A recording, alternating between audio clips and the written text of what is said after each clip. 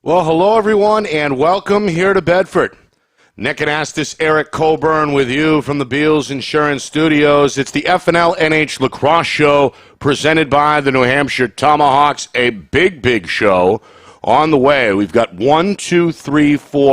5 different guests. And, of course, special guest, Eric Coburn, back in the co-pilot's chair. 9:15, Chris Hetler of Derryfield. That's a name, of course, you're familiar with. One of the original co-hosts of this show joins us via Zoom. We'll get him and his thoughts coming up again at 9:15, the longtime Derryfield head coach. D2, a lot of parity this season, and that's where we focus our attention for most of our number one. We'll break things down with Coach Hetler. Bottom of the hour, we welcome in Pat Snow of Winnicott. The Warriors are right in that top-tier mix in Division II. By the way, we'll see Winnicott in action on Thursday. Where? At Portsmouth. So we bring in Chad Vischer today at 9:45. Coach, you got the Clippers really at the top of the heap in Division I, a strong junior class, the anchor there. We'll ask again Coach V about that coming up at 9:45. Hour number 2, NCAA talk with Brian Cameron, the UNC junior, the Tar Heels, the team to beat in action yesterday. We'll break down the latest from the opening round of the NCAA tournament. And then to close the show, Julian Bell of Bedford, a Navy commit. The junior will join us. She is our New Hampshire Tomahawks Player of the Week. And we'll speak with Julian at about 10:15. So Coach Hetler, Coach Snow, Coach Vischer, Brian Cameron, Julian Bell. Does that cover enough ground for you, Eric, or should we maybe try to squeeze in one more? I was going to say that's a great list of guests right there. I'm excited for the show today. Like you said, it's action-packed. Going to have a lot of great guests, and it's going to be awesome. We're going to open things up as we always do with D1 talk on the boys' side, but a reminder, a huge regular season matchup, late season matchup tomorrow night in Exeter. We will be there. No, not tomorrow night. I'm ahead of myself. Tuesday night, 5 o'clock. We will be there at Bill Ball Stadium as Exeter hosts Pinkerton. That's right. Two of the best teams in Division I vying for late season positioning. That game gets underway at 5. Our coverage on Tuesday gets underway at about 4:45. So I guess we'll start there, Eric. I mean, BG right now, the class of Division I, the lone unbeaten. They had another good week. As we know, we saw them in action on Tuesday. They beat Bedford 16-6 at their place, and then, or at the, I guess that first game was in Nashua.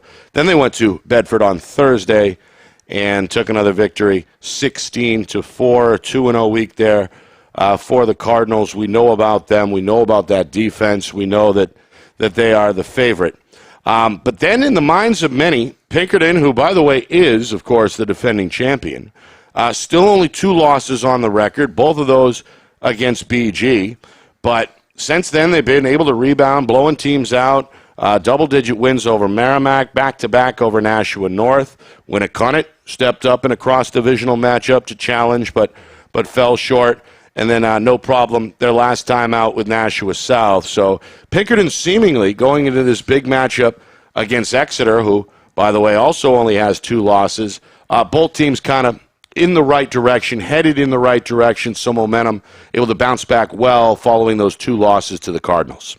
Yeah, definitely. I mean, I think BG right now, it's safe to say, is kind of in a tier of their own this year, but I think Exeter and Pinkerton are the clear-cut duking it out for that 2 and 3 spots. It's gonna be a great matchup, I think, to kind of see where the teams are at head to head, because like I said, they're kind of vying for that 2 seed in the league. So how would you compare the 2 teams style-wise? You're familiar with the programs. You're familiar with the head coaches. What similarities do you see in terms of style when you talk about the Astros and the Blue Hawks? Yeah, I mean, I think they both offensively, they both have talent, and they got athletes all over the field for both of those teams. I mean, Pinkerton always has athletes.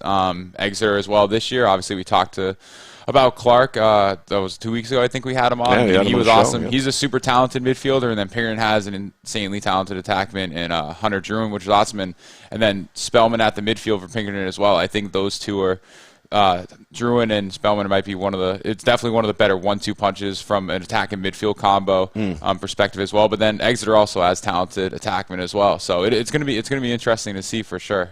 Exeter's got a freshman goalie too. Yeah, I mean, he's looked good. I mean, Exeter they crank out goalies. I mean, it seems like every single year it's like this kid's graduating, then another kid steps in. Obviously, Volt, very talented. He's over at he's at Merrimack now, and then before that you had why am I drawing a blank on his name? Finnerty? Sorry, Cole was there for a little bit as well. He was really talented goalie as well. So Exeter seems like they just always crank out goalies. So. Yeah. I guess the freshman came up from Long Island. Coach was saying last week. But either way, I think the focus is probably at that midfield / attack. Those matchups that you mentioned with future college athletes on both teams really vying for positioning, right? Yeah, it's gonna be interesting to see how both teams kind of defend the other team's offense. I think the offenses for both teams is the team's strengths for sure. I'll be interested to see how Pinkerton tries to defend Clark. I mean, obviously we talk about he's super talented, really athletic.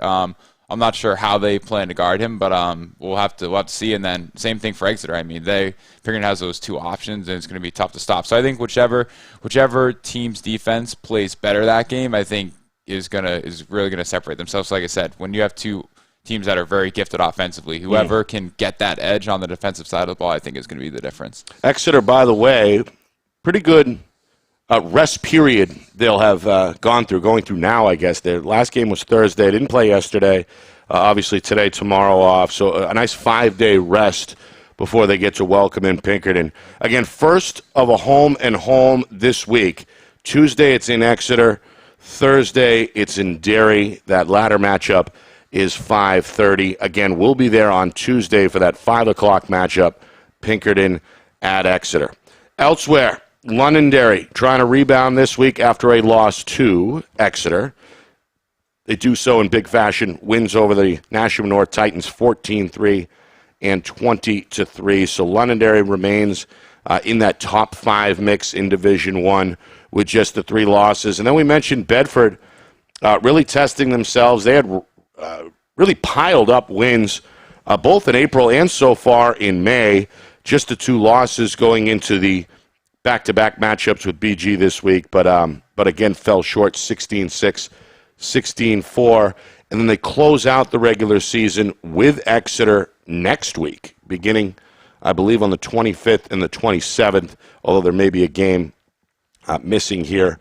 Depends on how accurate the website is. But that's a tough way, a challenging way for sure to end the regular season if you're Bedford, right? With your last 4 games, 2 against BG, 2 against Exeter. Does that help the team, getting them battle-tested and ready for the playoffs, or can that serve as a detriment maybe from a mental standpoint if the Bulldogs do drop all 4 of those games? Yeah, I mean, I guess it depends. One of the things that's tough about that is if you close with Exeter and if they end up losing both those games, you don't have another game after to kind of quote-unquote fix it or test to see kind of how things go. The next game will be lose or go home. So from that standpoint, it could definitely maybe put some doubts in the team's mind a little bit. But you just got to remember, kind of like we talked about a couple weeks ago, you got to learn from your losses, and that next week in practice, you got to fix things, and then try to build that momentum into practice, and then. But you would think it would be more challenging. You'd rather have your team on a win streak going in. Yeah, I think. I mean, it's always a sports debate about the term "quote unquote" peaking too early. I think there's a balance. I think when you can definitely go into the playoffs with a couple of wins under your belt, and you get that row under your belt and get that confidence, and I think that can make a huge difference going in versus coming off a couple losses where next game go in and win or go home. I guess the third side of that coin would be that you play those guys tough. You still lose, but maybe gain confidence in the fact that it was a little closer than people may have thought. Is that possible too? Yeah, that could be part of it too. I think Exeter's definitely the clear favorite there, but if Bedford goes in and plays a competitive game, like you said, that can give them some confidence. Say, hey, we're not that far off from those top teams in the division. Obviously, Bedford's had a good season so far, and they're, like you said, right in the mix in that 4-5 spot with Londonderry. So it'll be interesting to see kind of how they measure themselves with another good test against Exeter. Yeah. All right, that's D1 for you. And again, one final reminder, we're in Exeter Tuesday for Pinkerton at Exeter, 5 o'clock face-off, 4:45, our coverage gets underway.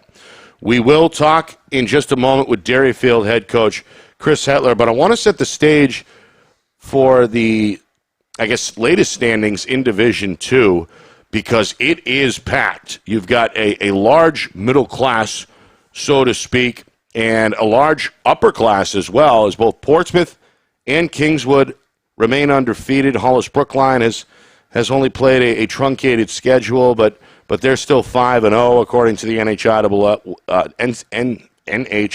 website. Derryfield, typically the class of the division, 10-1. Their lone setback came 8 days ago, a week ago from last night when they lost to Portsmouth. Winnicott, meanwhile, right on their heels. Then you've got good teams in that kind of second tier with Pembroke. Wyndham has won, I think, 7 straight. They're nothing to mess with. Conval, Goffstown, Keene, Hanover, you go on and on and on. Oyster River, Bow, Timberlane's a good team. St. Thomas, traditionally strong. I mean, and it's an open tournament, by the way, so I think everybody gets in. What do you make of the final 2 weeks of the regular season? Will we start to see, Eric, some clarity, clarity and some of the cream rise to the top, so to speak, or does this thing remain as wide open 2 weeks from now as it is right now? Yeah, I mean, Division II, as you said, it's pretty packed at the top there, and I think it's tough to say kind of who is going to emerge in come tournament time. But like you said, with 2 weeks left in the season, you want to build that good momentum and try to get a couple wins under your belt, and then with the open seeding, everyone makes it, and who knows who's going to get matched up with who. But I mean, I think it's awesome to see for the parity of the state of lacrosse in New Hampshire to be able to see a couple like teams that are all kind of in the mix to be able to make a run at that championship. I think it's good for everyone. Yeah, because again, traditionally it's been Derryfield here, and then kind of everybody else there. They've been challenged. They've been defeated in the past in the championship game, but they won 4 in a row going into last year. Obviously, no lacrosse in 2020 due to the COVID-19 situation. But wouldn't surprise me if the Cougars found a way yet again. Would it surprise their head coach? We'll find out next. Chris Hetler on the other side. You're watching the FNLNH Lacrosse Show presented by the New Hampshire Tomahawks. Our broadcast today, as it always is brought to you by Beals Insurance Agency, with locations now in both Bedford and Londonderry. Whether you need home, auto, or business insurance, Beals Insurance will get you both the price and quality coverage that's right for you. Just call 603-471-9999 or visit BealsInsurance.com to request a free quote and start saving money today. Again, that's BealsInsurance.com. The New Hampshire Tomahawks promote the highest level of club lacrosse competition, not just in the state, but in the country. Looking to get recruited? Director Chris Cameron keeps an open dialogue with the nation's top college lacrosse coaches. Over 400 New Hampshire Tomahawks alumni have played at the college level, including the ACC, Big East, Big Ten, Ivy, NESCAC, NE10, and more. The New Hampshire Tomahawks coaching staff has over 100 coaches, including current high school varsity and college coaches. The Tomahawks offer training for players of all ages, clinics, camps, and leagues, along with spring, summer, and fall elite teams. So play with the best. The New Hampshire Tomahawks, showcase and development for college lacrosse. Visit NewHampshireTomahawks.com and girls.nhtomahawks.com. Is your company interested in showcasing your brand to thousands of high school sports fans across New Hampshire? If not, why not? And if so, let's go. Friday Night Lights New Hampshire is seeking sponsorship partners. It's the perfect way for your company to get out in front of the moms and dads who make up our community. Help us help you, and we can grow together. If you're interested in partnering with Friday Night Lights New Hampshire, then email us at fnlnhmedia@gmail.com. That's fnlnhmedia@gmail.com. Join our team today. Back here at the Beals Insurance Studios in Bedford. Nick Anastas, Eric Coburn with you. It's the FNLNH Lacrosse Show. It's presented by the New Hampshire Tomahawks. We are live every Sunday during lacrosse season at 9 a.m. If you missed an episode, don't worry about it. It's right there at your fingertips on our YouTube channel, FNLNH Media. Please hit the subscribe button. Again, we're on YouTube at FNLNH Media. We will be in Exeter for Pinkerton at Exeter Tuesday night, 5 o'clock is the face-off. Our coverage begins at 4:45. Thursday, a big Division II tilt on the Seacoast. Winnicott at Portsmouth. That's a rivalry game as well. We will be there for that 5:30 start. Coming up later in the show, we'll speak with both Winnicott and Portsmouth's head coach, Pat Snow of the Warriors at 9:30, Chad Vischer from the Clippers at 9:45. Hour 2, a mixed hour. We go NCAA talk with UNC's Brian Cameron, and then Julian Bell of Bedford is our New Hampshire Tomahawks Player of the Week. She will join us at 10:15. But right now, joining us on the phone is Coach Chris Hetler of Derryfield. We welcome him back inside the show, which he helped found back in the day. Coach, good morning. How are you? Good morning, guys. Thanks for having me on. Good to see you both. Wish I was in the studio with you. That's all right. We'll get you back at some point. I understand you've had your hands full. You're not only the head coach there at Derryfield, you're also, of course, the athletic director, and you're also a new father. You've got a son here who's less than a year old. How's that been going? It's everything that I thought it would be. I've been telling all my younger coaches under me, it's a great thing. Don't get into it too soon, but when you're ready, it's fantastic. So it's just another thing to add to the list of responsibilities, but it brings a lot of, especially in this year, it's brought a lot of joy to my life. And I've been telling everybody it's been a blessing to be back on the field again, coaching the game we love, and talking to you guys, talking lacrosse right now. So it's good to be back. Coach, you've seen this COVID-19 situation from a couple of angles, obviously as the head coach, but also as the athletic director. How rewarding has it been for you, I guess as the AD, to see now the return of lacrosse, to see the kids get out there and get after it, and seemingly as we continue to put this situation in the rearview mirror, how rewarding has that been for you and your staff? Oh, incredibly rewarding. I mean, especially because this is the group of kids who didn't get a chance to play last spring. We lost baseball, we lost all spring sports, right? And so to see these kids get out there, and again, knock on wood, things have gone really, really well. There's been a few bumps in the road, but more or less, it's really felt normal. I mean, we were talking, and you're going to talk to Coach Vischer in a little bit here. Last Saturday night was incredible. It felt almost normal. There was a nice crowd there. They were respectful. They were wearing masks. It was socially distant, but the energy was there. We were playing under the lights. Two teams that have played each other in the finals 2 out of the last 3 years. Incredible. So, from a standpoint of being a lacrosse coach, it was great to be a part of that. And then, as I've gotten around to see our boys and girls tennis teams, our baseball team, our track team's been out.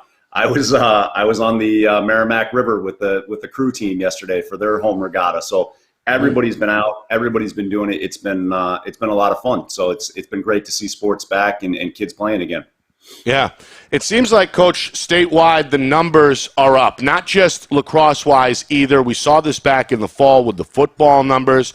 It seems like kids are hungry and maybe taking on athletics for the first time, maybe not, but kids seem like they want to get away from the screens, get out of the house, get outdoors, pick up a basketball, pick up a lacrosse stick, whatever it is. It seems almost like it's been a blessing in disguise, maybe a silver lining, this COVID-19 situation, because it's inspired a lot of student athletes to really reassess, how big athletics can be to a high school student. Is that fair to say, Coach, or am I just a dreamer here? I think it's fair to say and I mean this I hope this comes off in the right way, but the coaches who have put in the work, absolutely. You've seen the returns of kids who maybe weren't part of your program in the past, but for, like you said, they're looking for something to do. They're so starved, whether it's they're looking for competition or they want to be out with their friends because they haven't been able to connect and do different things like that. I've had a ton of kids come out this year. However, I have seen it go the other way where, we've had programs like John Stark all of a sudden disappear.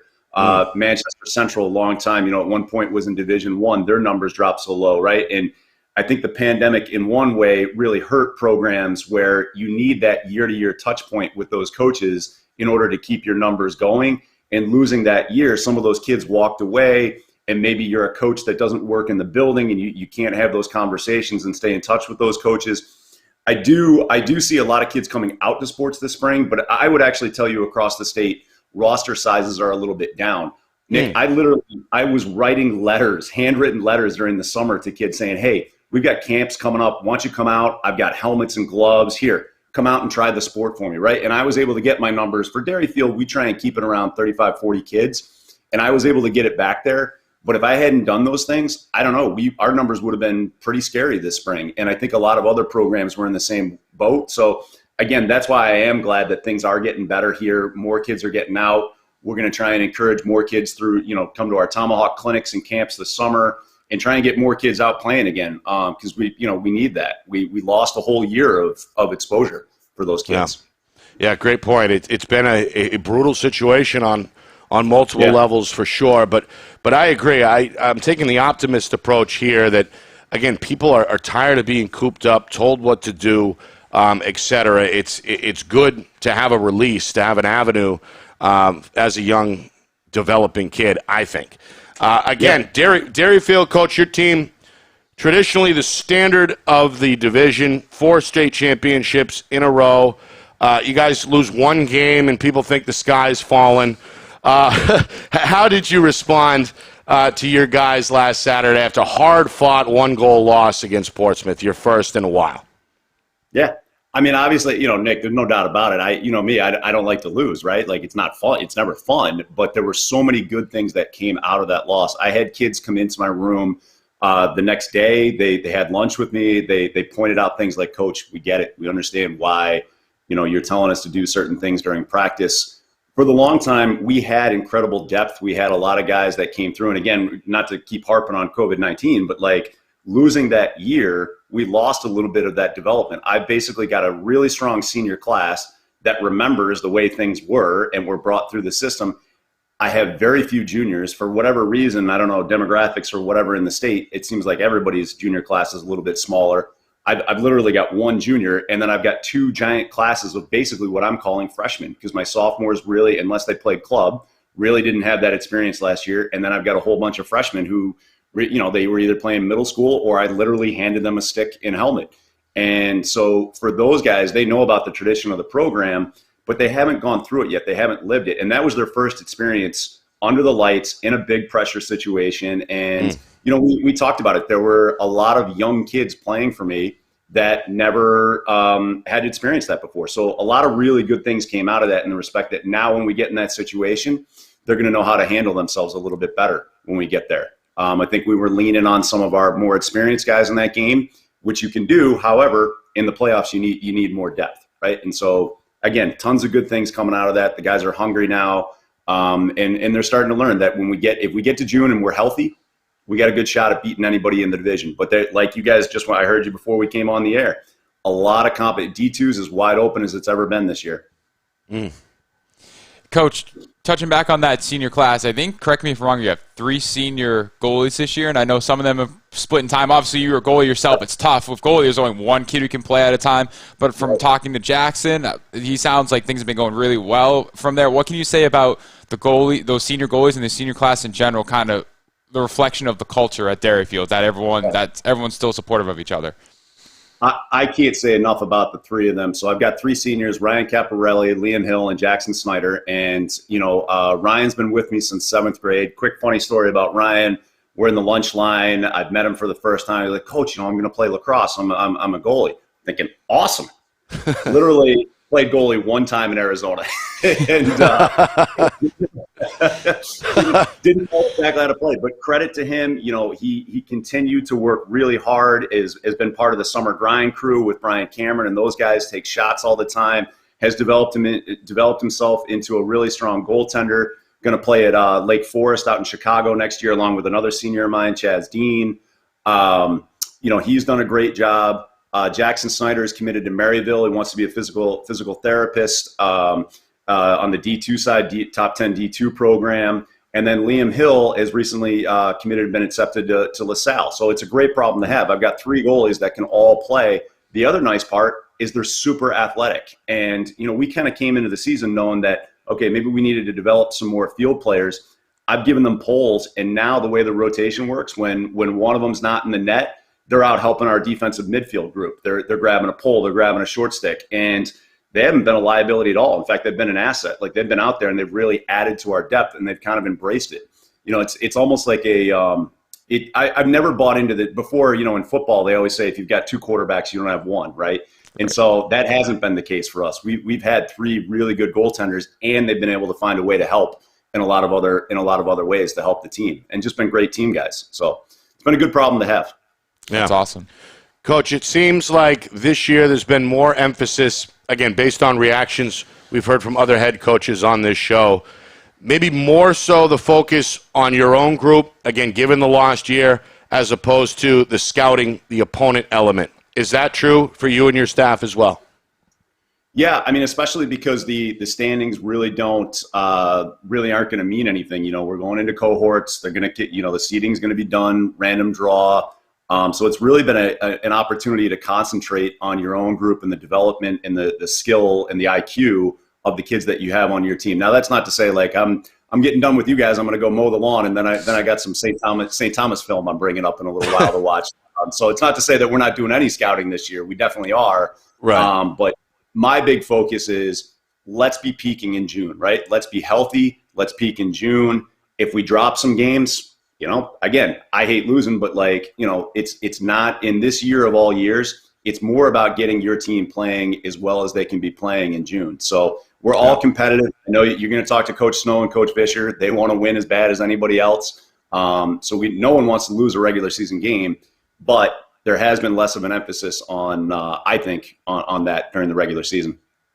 Coach, finally, is there any more clarity on how this open tournament is going to look? Have you received any word the last couple of weeks exactly how this is going to go down? Yeah, I mean, I think it's going to be similar to, I know it'll be similar to like what you've seen in football and basketball and other things where, there'll be 4 regional cohorts based on region. So they've sort of divided up the teams into 4 different regions. And then from that, it'll be random draw in terms of seeding, and the lowest numbered seeding. I don't know how the NHI puts it, but basically if you get pulled as the 1 seed out of a hat, you could have lost every game, but you will still host for as long as you're in the tournament. And what do you think of that? What do you think of that part, Coach? Is that fair in your mind or no? Other than, you know what, Nick, then you get into there. I mean, you could. I mean, there's plenty of us out there that could probably power rank teams out there right now. But again, there's a lot of objectivity to that, and I'm not sure that that's the fairest way to do it either. Right. There are teams out there that you talked about, Timberlane, for example, Wyndham, for example. They've played incredibly hard schedules, right? And so how do you balance that? Where do they fit? In terms of if you're going to power rank these, and at some point it becomes objective. And so I think the idea behind the cohorts this year is you're trying to create groupings that, each grouping has 1 or 2 teams that are traditionally strong in them. And hopefully those teams make it through to the Final Four and they don't have to play each other in the first round. And you're getting the best tournament you can get out of it, given that, there was no way to do fair schedules this year. I think if you're playing, armchair quarterback here in the end, I think you could have looked back, and we probably could have done the way things have gone this spring. Probably could have gone regular schedules for the year here, but it's being an AD. It's a lot trickier than just us coaches saying, well, let's just play the schedule that we had last year. There's a lot of school boards that would not have allowed their school to play, and that's where the NHIA. I know a lot of people have been upset at the NHIA and why can't they do more. It's honestly been out of their hands in a lot of things, because the school boards are ultimately dictating what they're allowing their schools to do. And so the NHIA's objective from the beginning is to make it as open as possible for every team to play that wants to play. Yeah. And so, it just stinks. Like I know, in the end, to be a champion, you gotta beat who's in front of you, right? But it's a lot more fun if you make it to the semifinals or finals and you lose there than losing in the first round. So hopefully things work out that the better teams get those opportunities to advance for a little bit further. But I got a feeling, Coach, the Dairyfield Cougars will be in that Final Four group regardless of the matchup. Maybe. Right. Maybe. It depends on what happens. But either way, we wish you guys luck. Looks like you got St. Thomas and then Winnicott home and home to close out the schedule. So, as you said, if your team's peaking in June, you guys got a good enough shot as anybody in Division II. So we appreciate the time, Coach. Obviously, we'll talk again very soon. And thanks again for joining us here this morning. Nick, can't thank you enough for having me on and for the coverage that you've given my team in the past. We appreciate it. The Sauhegan and Portsmouth broadcasts were fantastic. Had a lot of people reach out and say that they were better than a lot of the Big Ten games they were watching this year. So kudos to you guys. Great production job. I don't know about that, but we'll take that. Thanks, Coach. Thanks again, guys. Thanks again. That's again Chris Hetler, longtime friend of the program, former co-host, Derryfield head coach, Derryfield AD. What'd you learn there, Eric? Yeah, I mean, Coach Hetler's awesome. He a lot of good insights about kind of the what's going on with the schedules and kind of the inside from the AD perspective in the tournament, and that was a lot of good insight there. I mean, what he's done at Derryfield has been awesome, and the program there, and you heard what he talked about with the seniors. When you have 3 goalies, and you got to bounce 3 senior goalies, and having all those and have all 3 of them be supportive and happy of each other. There's not a lot of programs that can house that kind of positivity. So I mean, it's a great reflection of him. He is one of the pillars of New Hampshire lacrosse for sure in a lot of ways. 100%. As you know, his name rings bells statewide. All right, we're going to take a very short break, unless we've got Coach Snow ready to go. If he is, no, we're going to get him connected here in a second and step right back in. So Pat Snow of Winnicott on the other side. You're watching the FNLNH Lacrosse Show. It's presented by the New Hampshire Tomahawks. Welcome back to the FNLNH Lacrosse Show, presented by the New Hampshire Tomahawks. Nick Anastas, Eric Coburn of the Tomahawks. We thank Coach Chris Hetler for jumping on with us. Derryfield playing St. Thomas in a crowded D2 landscape later this week. Coming up in about 10 minutes or so, Chad Vischer of Portsmouth. The Clippers are unbeaten right now at the top of that crowded heap in Division II. NCAA tournament top at the top of hour number 2 with Brian Cameron, the UNC junior. And then our New Hampshire Tomahawks player of the week is Julian Bell of Bedford, who is headed to the Naval Academy. But right now, Pat Snow of Winnicott joins us from the Seacoast. The head coach on the phone. There he is. Good morning, Coach. How are you? Morning, guys. I'm doing great. How about yourself? We are good. Coach, your team having one of the best seasons in recent memory. You came out the gate unbeaten. You ran into a tough Pinkerton club last week, but you followed that up with 3 straight wins. How good is this group, Coach? Are they as good as advertised? And what do you make of the start your club has gotten off to now, 2/3 or so of the way through the schedule? Yeah, obviously we're happy with the start there.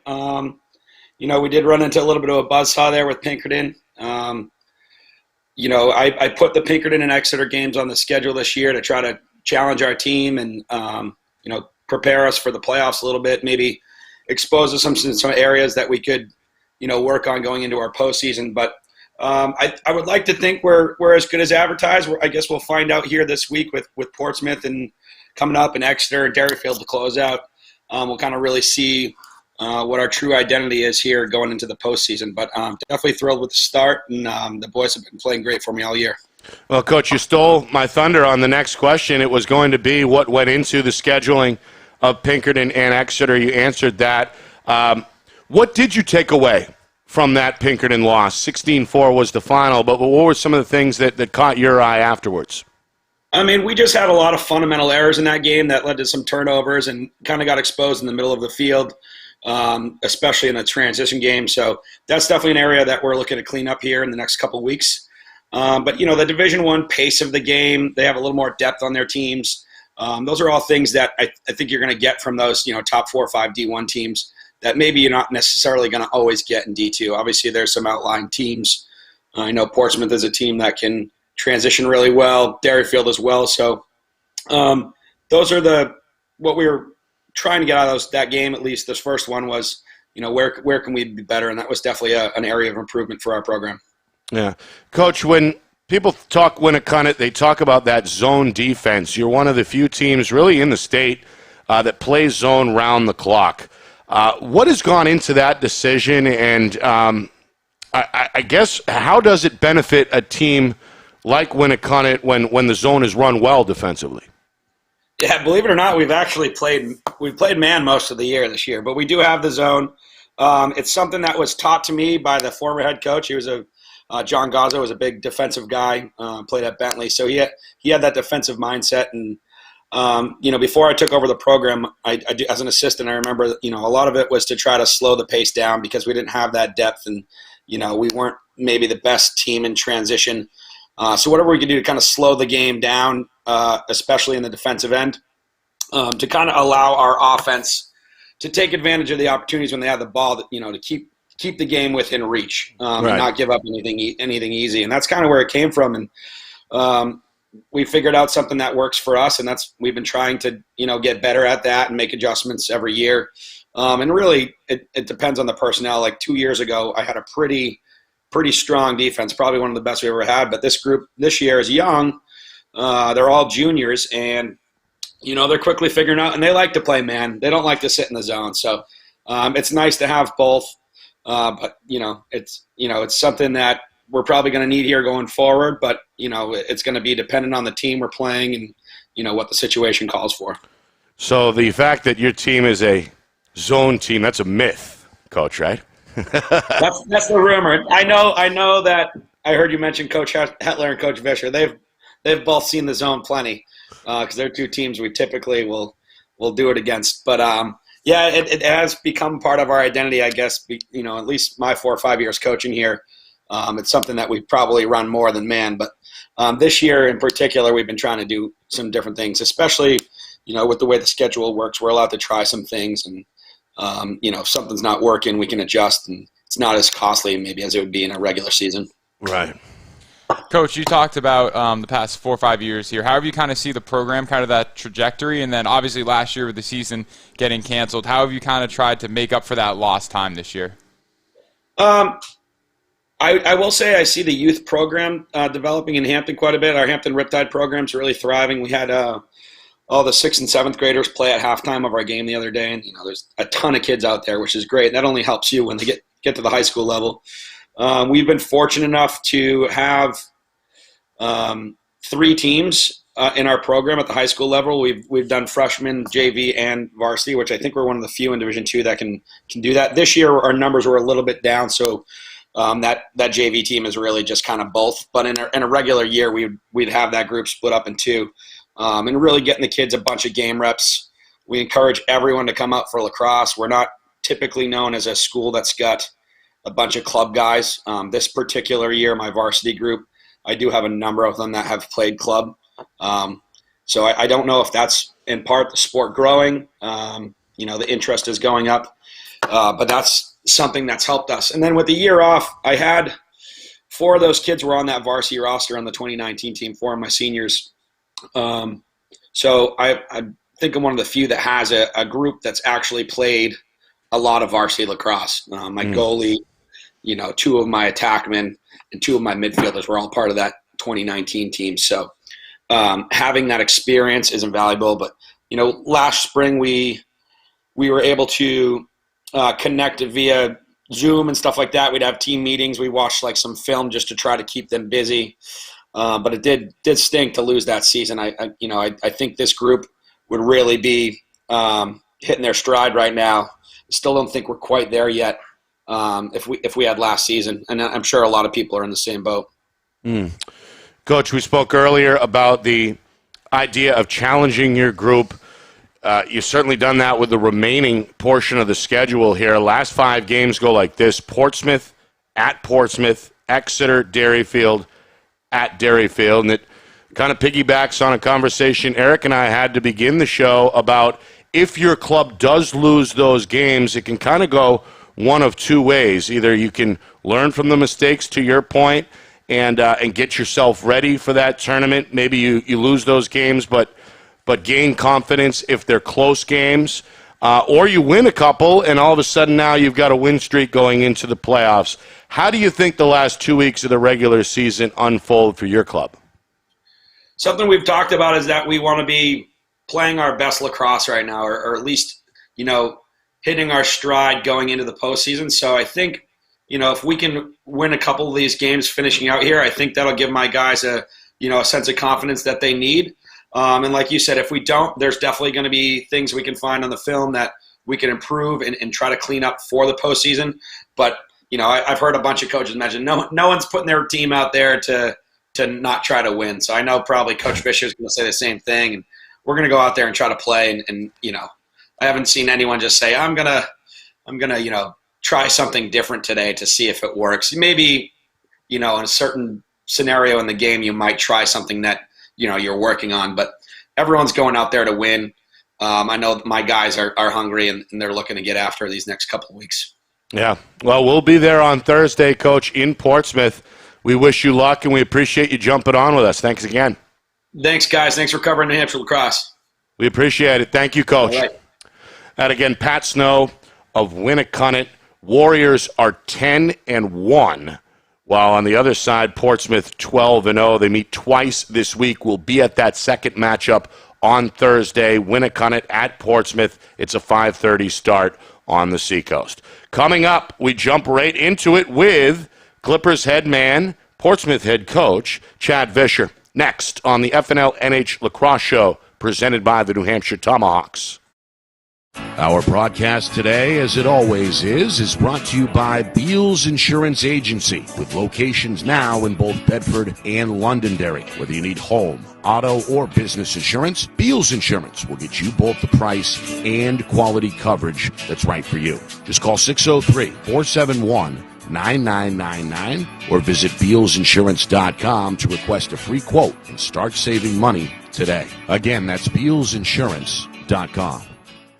The New Hampshire Tomahawks promote the highest level of club lacrosse competition, not just in the state, but in the country. Looking to get recruited? Director Chris Cameron keeps an open dialogue with the nation's top college lacrosse coaches. Over 400 New Hampshire Tomahawks alumni have played at the college level, including the ACC, Big East, Big Ten, Ivy, NESCAC, NE10, and more. The New Hampshire Tomahawks coaching staff has over 100 coaches, including current high school varsity and college coaches. The Tomahawks offer training for players of all ages, clinics, camps, and leagues, along with spring, summer, and fall elite teams. So play with the best. The New Hampshire Tomahawks, showcase and development for college lacrosse. Visit NewHampshireTomahawks.com and girls.nhtomahawks.com.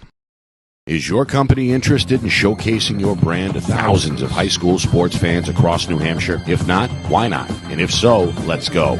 Friday Night Lights New Hampshire is seeking sponsorship partners. It's the perfect way for your company to get out in front of the moms and dads who make up our community. Help us help you, and we can grow together. If you're interested in partnering with Friday Night Lights New Hampshire, then email us at fnlnhmedia@gmail.com. That's fnlnhmedia@gmail.com. Join our team today.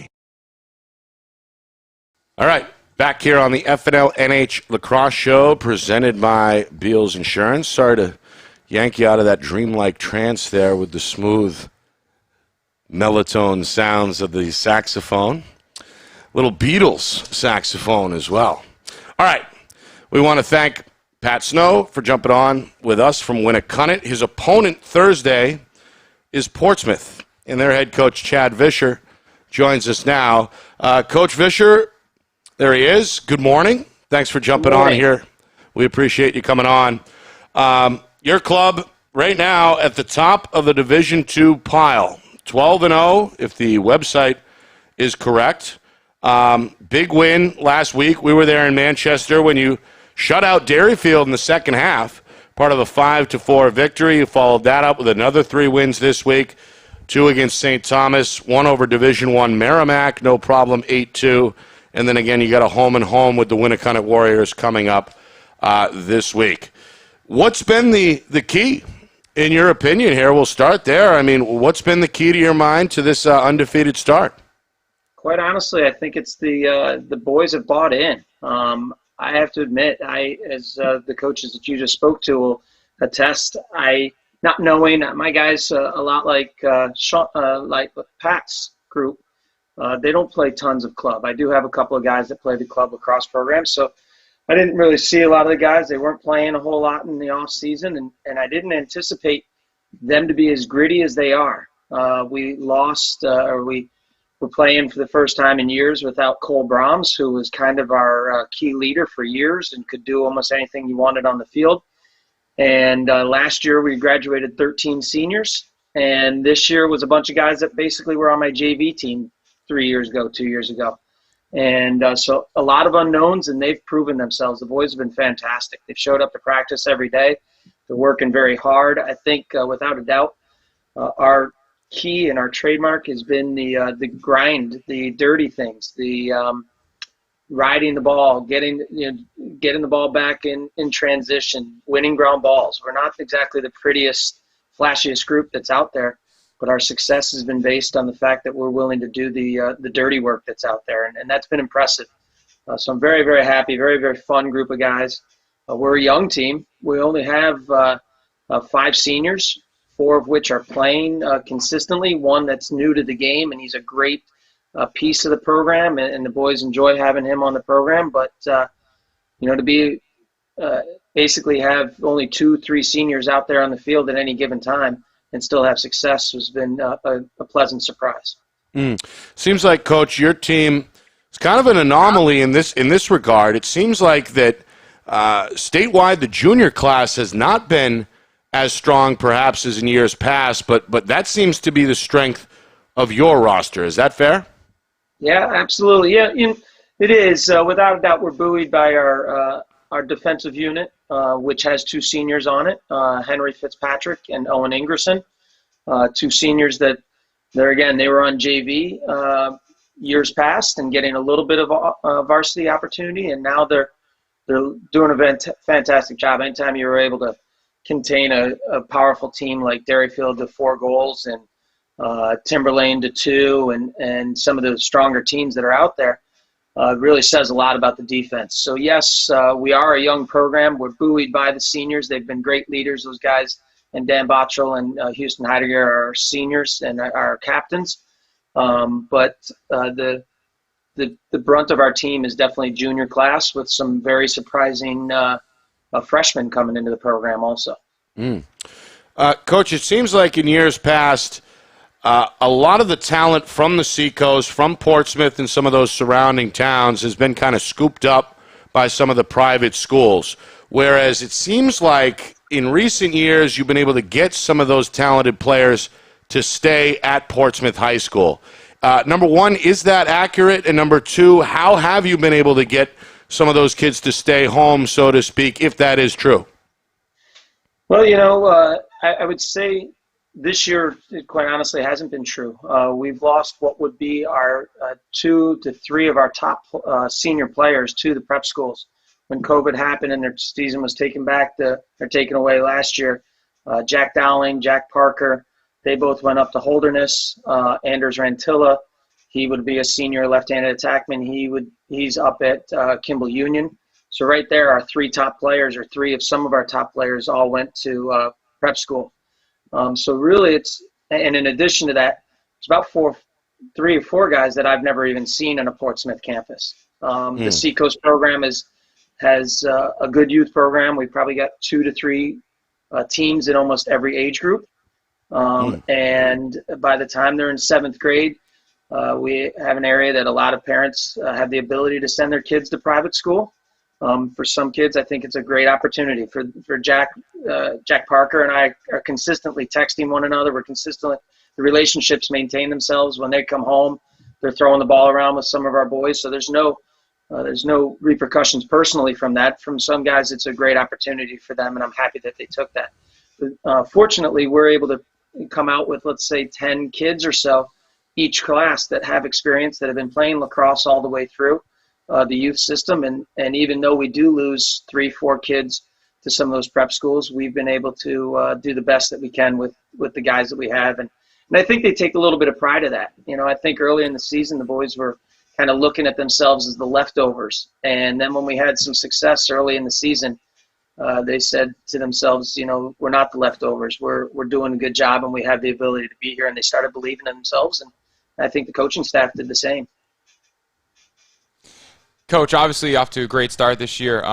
Undefeated season with 4 games left in the schedule. How do you keep the guys focused and kind of on that angle of that state championship and not so much on the undefeated season and some of the pressure and some of the confidence that can go around something like that? Yeah, I try to tell the boys, while it was great and very enjoyable for the entire program to be able to compete and ultimately beat Derryfield, the difference between most teams and a team like Dairyfield is that they continue to produce week after week. And Chris Hetler has done an amazing job to be able to, have that winning streak for years and years and years. Really says something about just showing up, next man up, get ready to go. I'm very proud of our boys yesterday against a strong Division I team, or a team that plays a little bit better than some of the D2 teams that we play, and they play a little more competitive level with playing Merrimack. We were down 6-7 guys yesterday because they all got the COVID shot on Friday. And by Saturday morning, I was getting the calls of kids running fevers and kids not being able to get out of bed and the aches that some of us have had. And we had an opportunity for guys to stand up and jump in where they're not normally in, and we did it. And that's kind of what we're going to have to do. We're nicked up. We're banged up a little bit. I know Coach Snow's got a little bit of the injury bug going too, which is part of being every other day you're playing and not a whole lot of time off in between games. And, we're not the biggest group of guys out there. So I think just focusing, I think the boys are really buying in as to what we're doing and knowing that they can do it. But we also know that Winnicott, it doesn't matter if we were 12-0 or 0-12, that's a rivalry game. And the boys want to win that. They know each other. They've grown up with playing each other in 2, 3, 4 sports at a time. And it's bragging rights. But as Coach Snow said also, and he and I have talked many times, it's going to be an odd situation that we'll probably see each other. We have an opportunity to see each other a third time within almost 3 to 4 weeks with the way the playoff landscape is going to go. So that brings on its own coaching problems there, and try to figure out how do we navigate that. To beat Winnicott 3 times is going to be impossible. I don't think that we're going to see each other. I would think it'd be very, very hard to see one of us going 3-0 against the other one. Yeah, that's the old adage, right? It's tough to beat a team 3 times. I mean, it's that simple. It really is, right? In within 2 weeks. And we've right. lost, if you look across the state, the way that these scores have gone, the first game, Tuesday's game, has been usually the greatest differential, and then Thursday's game's a much tighter game. And that's because often these coaches are good coaches and they're making adjustments, and so to go after these guys and try to have success 2 games in a row and then think about doing it, let's say 2 weeks later, is quite a daunting task. Yeah. All right, Coach, final question. Give me something to watch Thursday. We'll be up there. Our crew will be broadcasting live at Portsmouth for that second matchup when you host the Warriors. What's one thing we should keep an eye out for? I think just that grit. If the boys have the ability to continue to compete, Winnicott is very often a more athletic team than we are. They're big guys. They have a great football program that feeds some guys. There's some size that sometimes the Portsmouth guys don't always have. Coach Snow and I are good friends and good competitors against each other. We're excited about it. I think now that some fans are going to be able to be there a little bit more than they have been in the past. Hopefully have that playoff mentality and that playoff atmosphere. So we're excited to get into it. We're excited for the competition. We're excited for the challenge to try to play a very strong team 2 days out of 3. Yeah. Well, Coach, good luck. I mean, this is the exciting time of the season for us here in the media, for I assume you guys as well down there on the sidelines.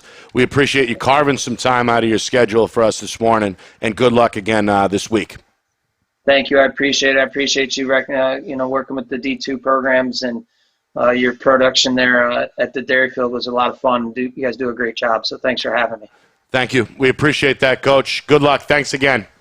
That again is Chad Vischer of Portsmouth. I liked, Eric, what he said about his group, in a lot of ways, embracing that underdog mentality, the quote-unquote leftovers, right? I mean, that can really, I think, go a long way in terms of motivation for a group. Yeah, I agree. And then he talked, too, about making the gritty plays, like coming up with those 50-50 ground balls. I mean, that's what makes the whole thing go. So they kind of tie in together, kind of that underdog mentality, and maybe understanding that everyone thinks the other team's a little more talented than you. In order to erase that kind of deficit in the talent, you got to come up with those 50-50s and be gritty. And like you said, they're embracing it, and obviously it's paying dividends. Undefeated start so far. Yeah, unbeaten at 12-0. Reminder, we're there in Portsmouth. Thursday, 5:30 is the face-off. Our coverage begins. Oh, no, sorry, 6:30. I've been saying 5:30 the whole broadcast. I've been incorrect. It's a 6:30 game against Winnicott. Yep, Thursday, 6:30. So we'll get underway with our coverage at 6:15. Again, that's live on our YouTube channel, FNLNH Media, the official home of Friday Night Lights New Hampshire. That follows, of course, our Tuesday broadcast between Pinkerton and Exeter. That gets underway at 5. Our coverage starts at 4:45. All right, NCAA tournament talk on the other side. Tournament, of course, got underway yesterday. First round continues today.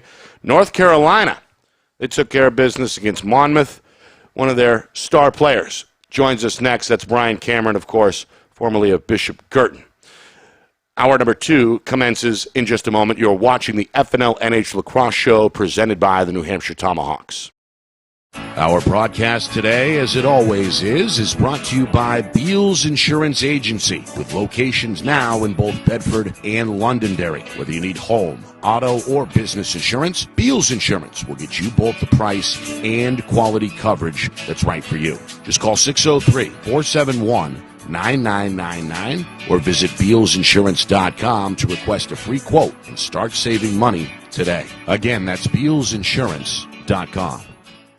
The New Hampshire Tomahawks promote the highest level of club lacrosse competition, not just in the state, but in the country. Looking to get recruited? Director Chris Cameron keeps an open dialogue with the nation's top college lacrosse coaches. Over 400 New Hampshire Tomahawks alumni have played at the college level, including the ACC, Big East, Big Ten, Ivy, NESCAC, NE10, and more. The New Hampshire Tomahawks coaching staff has over 100 coaches, including current high school varsity and college coaches. The Tomahawks offer training for players of all ages, clinics, camps, and leagues, along with spring, summer, and fall elite teams. So play with the best. The New Hampshire Tomahawks, showcase and development for college lacrosse. Visit NewHampshireTomahawks.com and girls.nhtomahawks.com. Is your company interested in showcasing your brand to thousands of high school sports fans across New Hampshire? If not, why not? And if so, let's go. Friday Night Lights New Hampshire is seeking sponsorship partners. It's the perfect way for your company to get out in front of the moms and dads who make up our community. Help us help you, and we can grow together. If you're interested in partnering with Friday Night Lights New Hampshire, then email us at fnlnhmedia@gmail.com. That's fnlnhmedia@gmail.com. Join our team today. Hour number 2 here, the FNLNH Lacrosse Show. It's presented by the New Hampshire Tomahawks. Nick Anastas, Eric Coburn here with us. We'll talk with Julian Bell, the New Hampshire Tomahawks Player of the Week, coming up in about 15 minutes or so. The Bedford Junior is a Navy commit. But right now we bring on former BG star, former New Hampshire Tomahawk, and current UNC junior, Brian Cameron. He joins us from Chapel Hill, North Carolina. Brian, good morning, sir. How are you? Great. Thanks for having me. First of all, congratulations on a pretty dominant victory yesterday in the first round of the NCAA tournament. Did that go off as you guys had hoped, or better perhaps than you had hoped? Yeah, playing a champion in Monmouth, we knew it was going to be tough. They were a great defensive team, and we knew we had to give it our best, come out, because it's one and done. You lose, you go home. So that's something that, we're always going to come out. We're not going to sleep on anybody, and I think we got the job done yesterday. How about the regular season? I guess I got a little ahead of myself there with the Monmouth question, but let's rewind the tape to the regular season. Obviously very successful, 11-2, the number 1 overall seed going into this Division I tournament. Were those the expectations all along, or did you guys just kind of roll with the punches and end up being the top team in the country? Yeah, the ACC is a dogfight every game, so it's a one-goal game either way, except for a couple games. Syracuse, we won by a lot, but going into the season, you really don't know. Everybody's talented. We were a hungry group. We got back first-line middies, all fifth years that took their senior season away, so we're a hungry group, and I think we're pretty complete across the board, and we got better as the year went on. So, how about yourself, Brian? In what ways has your game been able to develop now that you're an upperclassman? I assume widely regarded as one of the leaders of this group. How have you taken your game this season to the next level? Yeah, well, I think I had a lot of time during quarantine in the off season, the summer grind to work on my game and get better. And then, I guess coming from high school to college, the biggest difference in my game would be just all the schemes, the different offensive sets. In high school, there's more, two or three sets. Now it's like we probably have close to 25 different plays that you got to have ready. So just getting used to that. If coach says, okay, we're doing this play, getting used to being in those spots and working more off ball, whereas high school and years past have been more dominant on ball, whereas now I'm kind of working within the system and just kind of a cog in the great system that we have. That's the second time this show we've heard of this summer grind squad. What exactly is that, and are you the, I guess, unofficial ringleader of this grind squad? Had to give a shout out to the summer grind after Coach had put in the plug there, but I am the president.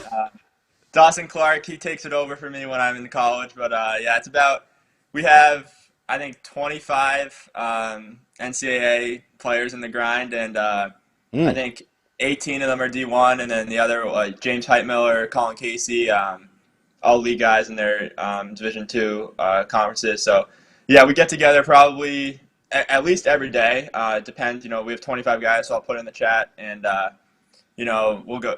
If we have about 5 goalies, so one goalie's guaranteed to show up one of the days, and we just get better.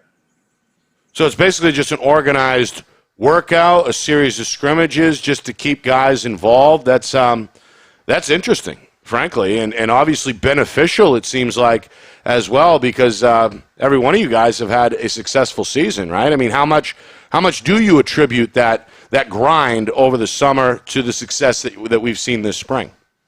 Yeah, that's everything. Right now, it's the final product. All the work's already put in place. Now it's just the work's already been done. So we just go to the field and play, and the results will hopefully speak for themselves. But the summer grind, it's everything. We all push each other to get better. Brian, obviously you're from New Hampshire, came up through the Tomahawks program, playing at one of the premier schools in Division I. What does it mean to you to know that you and Tucci are both New Hampshire guys playing for UNC on the national stage, the favorites to win Division I? What does that kind of mean to you to know that there are kids now in the program looking and seeing you and Tucci and say, wow, it's possible if I put in the work, I can play at the top level?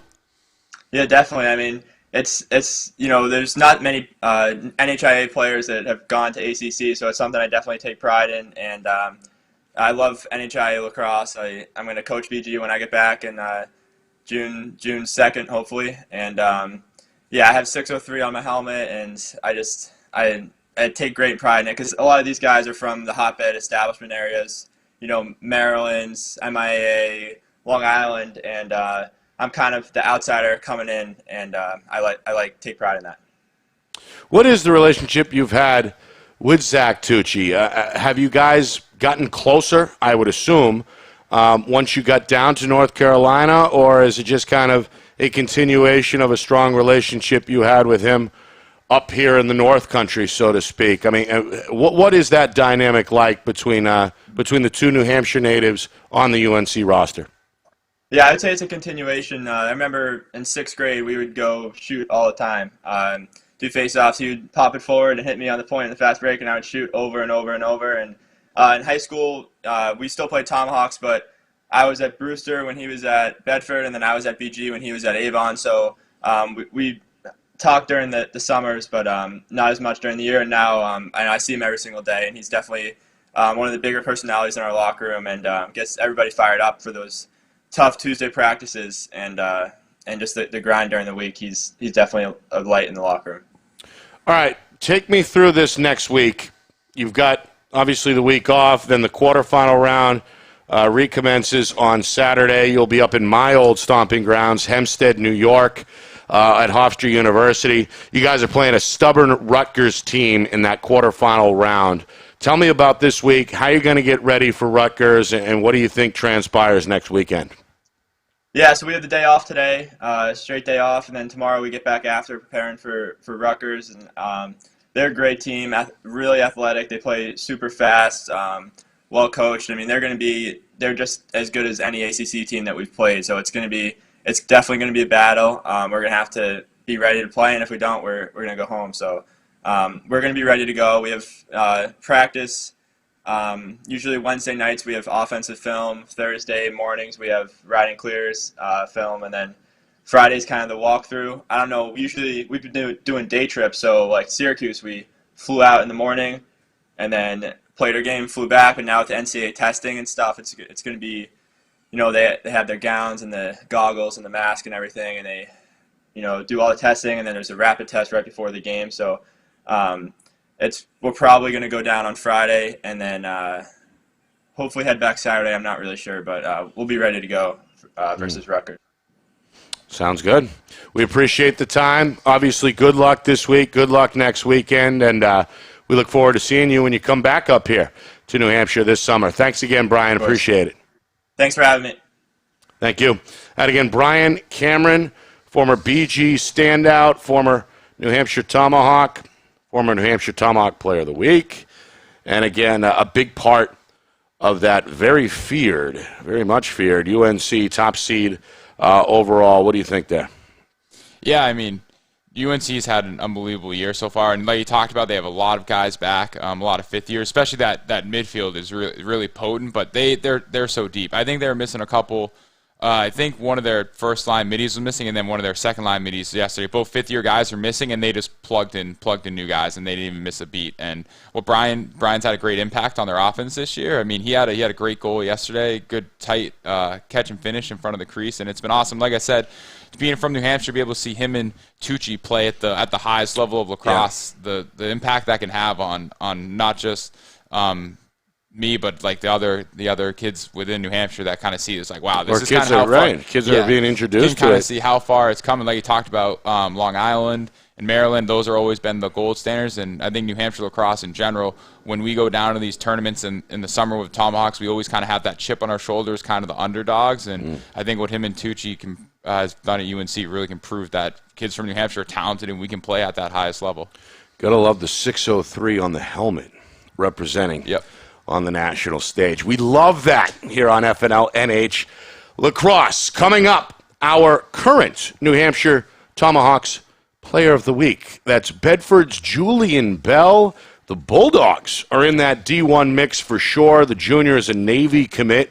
We'll ask her about that and much more to wrap up the show. It's on the other side. You're watching the FNLNH Lacrosse Show presented by the New Hampshire Tomahawks.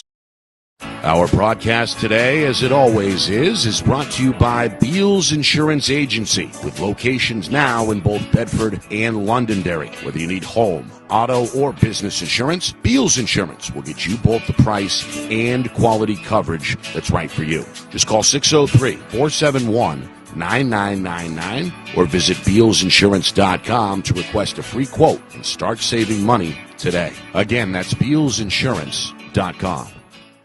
The New Hampshire Tomahawks promote the highest level of club lacrosse competition, not just in the state, but in the country. Looking to get recruited? Director Chris Cameron keeps an open dialogue with the nation's top college lacrosse coaches. Over 400 New Hampshire Tomahawks alumni have played at the college level, including the ACC, Big East, Big Ten, Ivy, NESCAC, NE10, and more. New Hampshire Tomahawks coaching staff has over 100 coaches, including current high school varsity and college coaches. The Tomahawks offer training for players of all ages, clinics, camps, and leagues, along with spring, summer, and fall elite teams. So play with the best. The New Hampshire Tomahawks, showcase and development for college lacrosse. Visit NewHampshireTomahawks.com and girls.nhtomahawks.com.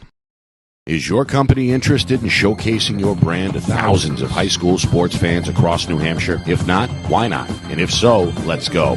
Friday Night Lights New Hampshire is seeking sponsorship partners. It's the perfect way for your company to get out in front of the moms and dads who make up our community. Help us help you, and we can grow together. If you're interested in partnering with Friday Night Lights New Hampshire, then email us at fnlnhmedia@gmail.com. That's fnlnhmedia@gmail.com. Join our team today.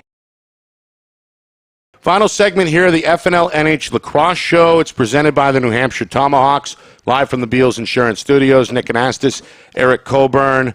We are live every Sunday, as I hope you know by now, 9 a.m. If you missed the show, don't worry. We've got the archives up for you for free on our FNLNH YouTube channel. That's FNLNH Media on YouTube. Hit the subscribe button, and you will not miss a thing. Want to welcome in the New Hampshire Tomahawks Player of the Week. It is Bedford's Julian Bell, the junior midfielder, joins us now on the telephone. Julian, good morning. How are you? Good morning. I'm good. How are you? Good. Thank you for coming on. Obviously, we've seen a lot of wins from your group as you guys really piled them up coming out of the gate. One of the better teams in Division I. You fell to Bishop Girton this week, but played the Cardinals pretty tough. What do you make of this group? You guys are young and feisty in a lot of ways. Is this the type of season, the type that racks up wins? I mean, is this the start that you were hoping to get off to? And what do you make of your group here as you head towards the tail end stretch of the regular season? This is definitely something a little bit unexpected and expected at the same time, at least for me. Coming out hard against Souhegan was obviously a confidence boost for us. And we just are all natural competitors, and I'm just overall super proud of my team. I mean, considering me as well as the other captain, Nat Rago, are the only two returning varsity players, our team is doing so well. I'm so proud of everyone. You know, we are really young, and it's almost like having a full team of freshmen in a way, because our sophomores played their first high school game this year as well, right, because of COVID. And being able to go undefeated until BG is super exciting and only gets us more hype and ready to compete with BG later on, hopefully. And we are just super talented overall. We know the game. We adjust quickly. Love to compete, which is really half the battle against teams like BG. And before Coach Hodgson was on the podcast, and she talked about team chemistry and how it's super important to, you know, rebuild those bonds after losing such a strong and big senior class of 14 girls, including my sister, who never really got to be in the leadership role of a captain. But everyone is just super hungry to play and just ready to get the season started. And yeah, we are doing great so far. I'm super proud of them. It's a little bit of a unique situation for you, given the overall situation that there was no lacrosse last year. There's not too many seniors on the roster. That kind of puts extra responsibility on your shoulders, I would assume, right? Do you act almost as an extension of the coaching staff to try and guide some of these younger players in real time on the field, or have you just kind of focused solely on getting yourself better, and hopefully your teammates will follow suit around the example you set? I mean, is it a little bit of both, maybe? How involved are you, I guess, in the coaching part of what goes on day in and day out with that Bedford team? Yeah, it is a little bit of a unique situation. I mean, last year we talked over the phone about what our expectations are going to be this year and how it's just going to be insanely different. Like, it's throwing 14 seniors out and bringing basically 14 new people in. And it's been crazy. I mean, I helped a lot during tryouts, which we have been pulling a lot of swingers up just to try to get them ready and prepped, and they practice with us. And I mean, I am leading in a way physically with my play and stuff like that, but I mean, my main focus has changed a little bit since the season started. And after talking to Coach Hodgson a little bit about my position and my role on the team, she talked to me about how I'm basically flipping my role from a freshman follower who looked up to all the upperclassmen, kind of followed in their footsteps, like Hannah McCarthy, my sister, Julian Bell. And then all of a sudden I'm a captain and I'm a junior. So it's been a little crazy trying to work out all the kinks. But, I mean, we have big goals as a team, like winning the championship and stuff like that. But we're really trying to focus on the small things because they really do go a long way. And I've just been trying to focus on the mental aspect of the game. And I know it's really hard for our team to look at BG when we're about to walk on the field, because they all know each other through Tomahawks and stuff like that. And they can be intimidating. So I'm just trying to set the mental example, because there is a mental block that's very clear, and we just have to get over that wall and we're almost there. We just have so many threats on the field, which I think reminding them of that is insanely exciting. And I just want to use everyone, and sometimes I'm not in that, and I'm so excited that we have so many other players that can do the jobs and do them really well. So I think we have a lot of confidence on the team right now. We just have to push through and make those small adjustments and focus on the next step. Julian, just to pivot a little bit, you're going to you're committed to go to Navy. We talked to you before you came on. You have family who went to Navy. What is kind of growing up in that kind of household from both a leadership perspective and a work ethic? How's that kind of helped you develop to kind of where you are now? Yeah, my dad really played a big role in that, not just because he went, but he always, he shows up, he works really hard. Like, he's always been this insane role model for me. Just working on leadership has been super important. I've had little leadership roles throughout middle school, stuff like that. And I think that I do think I'm a natural leader in ways, and being able to apply that to high school too is also very exciting. And knowing that Navy reached out and saw something like that in me, as well as my play, is just super exciting, knowing that I can go to a program that is really tough, but I mean, it's really an opportunity you can't pass up. Of unfinished business on the lacrosse field. Again, you're only a junior. You've got next year as well. But back to the lacrosse side of things for a moment, Julian, then I'll let you go. You've got Keene, this week, tomorrow, then Pinkerton on Wednesday. Another matchup at Keene on the 20th, and then your final two matchups, both are against Exeter in a home-and-home next week. What is it you and your team are looking to accomplish heading into the playoffs? Is, again, not really about wins or losses. It's more about playing your best lacrosse at the right time of the year. That seems to be a theme we've heard this morning.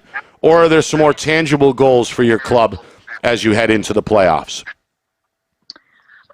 So obviously with the kickstart of the season, we have a lot of confidence, but BG's kind of given us a reality check on that one. So we're just really working on utilizing our strengths and getting excited, because we know we can compete with teams like BG and Sauhegan. Hopefully Pinkerton, we just have to show up and, do those small things, do them well, and really just get excited. It's all about the mentality going into the playoffs. Yeah. Well, thanks for joining us this morning. Good luck, obviously, the rest of the way, and we'll talk again, I'm sure, down the road. Thanks again. Thank you so much for having me. Thank you. That's Julian Bell, very impressive junior, our New Hampshire Tomahawks Player of the Week. What'd you think there, Eric? Yeah, really impressive. I mean, going from she's only a junior, and then obviously her sophomore year kind of got cut short, or no one got to play for last year because of COVID. Obviously, to be able to step in from a leadership perspective when the last time you were on the team as a freshman is impressive as a junior, and obviously to be able to be committed to the Naval Academy, that's a little something about someone's leadership and that work ethic. Yeah, a true Player of the Week for sure. I mean, all these student athletes we've had this season on this show have been impressive, including the latest, Julian Bell. So we wish her luck. All right, some final thoughts here. Eric, what are you looking forward to this week before we remind our audience where we will be? Yeah, I mean, I'm looking forward to the rest of the quarterfinal games today for Division I. For the men's side, yesterday was pretty much how I thought it was going to go. Syracuse lost by a lot to Georgetown, which I kind of thought. Coach Cameron talked about a little bit when I was on last Georgetown's week. that good, huh? Georgetown, I think it's a little bit of Georgetown's legit, and I think Syracuse was very, very overhyped. And I don't think Syracuse should have gotten into the tournament just based on the eye test from the couple of weeks. But we obviously talked about Brian with Rutgers coming up for North Carolina.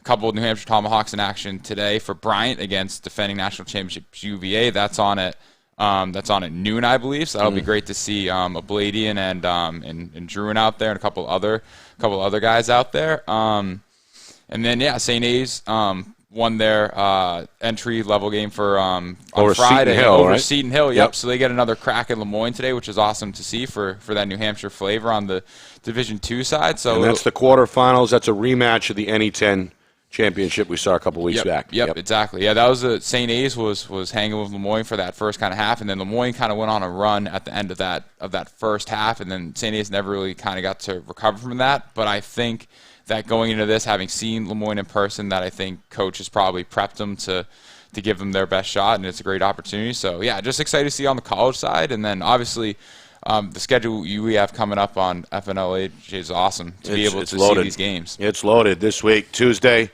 we will be at Exeter. Huge D1 matchup, Pinkerton and Exeter, live 4:45, opening face-off, 5 o'clock, presented, of course, by Beals Insurance. And then Thursday, we're on the Seacoast for a huge Division II tilt. Winnicott and Portsmouth, a rivalry game, as you heard from both head coaches as well. Again, that's presented by Beals Insurance. We get underway at 6:15, opening face-off 6:30. On Thursday, all on our YouTube channel, FNLNH Media. Hit the subscribe button, please, so you do not miss a thing. Want to thank our guests. Chris Hetler, good to hear from him. Longtime co-host of this show, Derryfield head coach, Derryfield AD, the Cougars, with a big week coming up. We appreciate Coach for jumping on. And then Pat Snow and Chad Vischer of Winnicott and Portsmouth, respectively. They'll be going head-to-head twice this week. We'll be there for that second meeting on Thursday. We thank Brian Cameron for taking time out of his busy schedule. Although he said, I think they got the day off today. Back at it tomorrow as they get ready for the quarterfinals. The UNC Junior. We appreciate that. And, of course, our New Hampshire Tomahawk Player of the Week, Julian Bell of Bedford. We appreciate her. Our director, the man behind the curtain, Ben Beals, wearing a sharp-looking BG football hat to the show today. It looks good. He's always on the grind, so to speak, for us here. Our executive producer, Steve Beals, flying all over the country, driving all over the country, down in Florida, Virginia, Florida, New Hampshire. The guy's always in motion, but he's always got time for us and to make sure our product is razor sharp and red hot for you as well. And Eric Coburn, appreciate you again calling down, becoming a go-to guy for us here at FNLNH Media for sure. My name is Nick Anastas. We say so long. We'll see you next Sunday. This has been the FNLNH Lacrosse Show presented by the New Hampshire Tomahawks. So long, folks.